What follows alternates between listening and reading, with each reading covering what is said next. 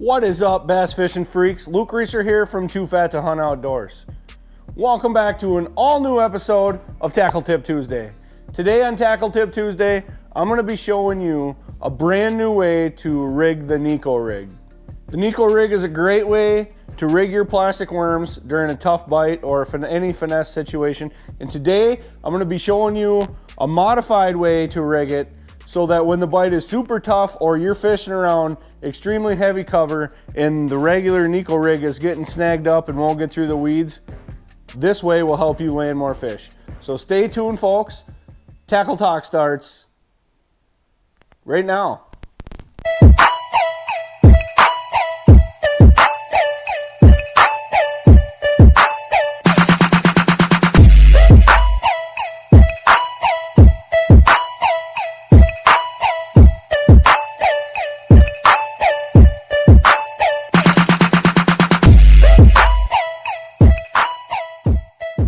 Okay, folks, so when we're talking about the NEKO rig, basically what the NEKO rig is a modified wacky worm, right? Just a little different. So what you need for the NEKO rig is a plastic worm. This is just a standard Zoom trick worm, watermelon color. And you're gonna need some sort of weight, right? So with the NEKO rig, you're using this little nail weight, okay? So you got basically two choices here. You can either use this style, or there's this style, which is more of a regular nail. But this is really popular for the NEKO rig because all the weight is down here in the head and it sits on the bottom better like a jig or whatnot.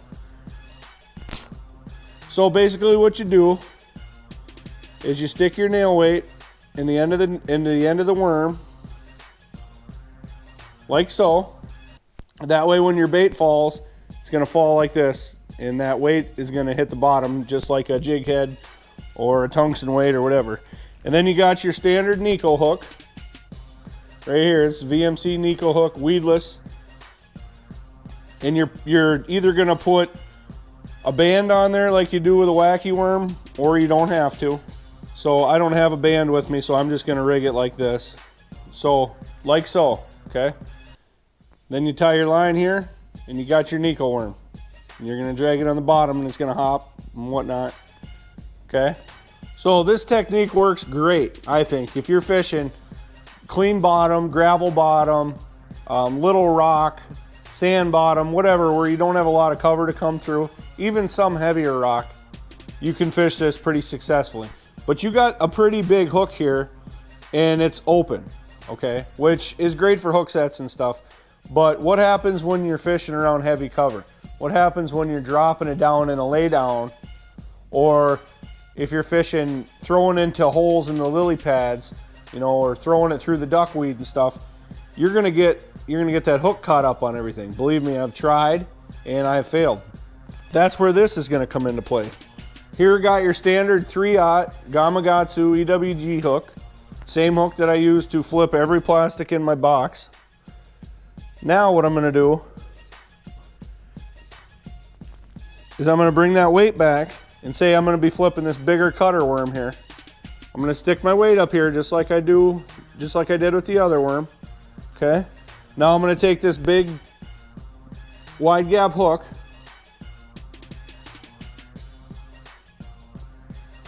and I'm going to go down about halfway in the body of the worm, and I'm going to go in like so.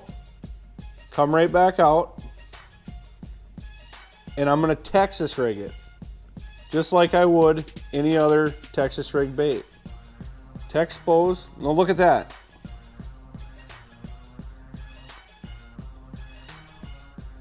So now when I drop this worm down, I got my normal NEKO. Weight's going to be down here. I'm pulling right here. Look at the action that's going to give you. Completely 100% weedless, Texas rigged NEKO. So Brandon and I led my lunkers. We were fishing a tournament on the Mississippi River. I believe this was last summer, not this past summer, but the summer before. And I think it was in July or August. And we had found a good bite in a lily pad field that was real close to current and close to a current swing, a channel swing. and the bass were in there. They were stacked in there. And we caught some on a frog, we caught some on a buzzbait, and we caught some on a swim jig. And then all of a sudden the bite died. So we caught a limit real quick, and I think we called like once or twice, and then the bite just died.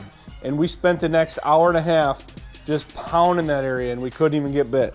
And I tried flipping, you know, I was flipping a worm like this, you know, just a regular 7-inch curly tail worm.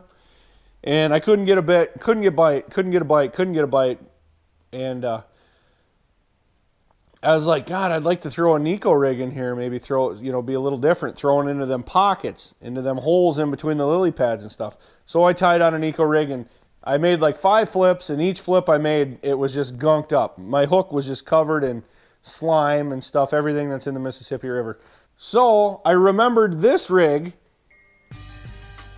and I left my tungsten on like this instead of putting a weight here for a NEKO rig.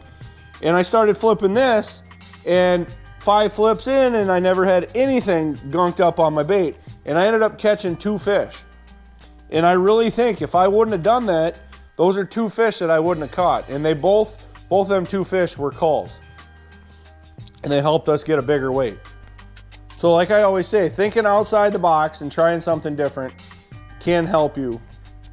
So that's it, folks. Just a modified Texas rig NEKO worm.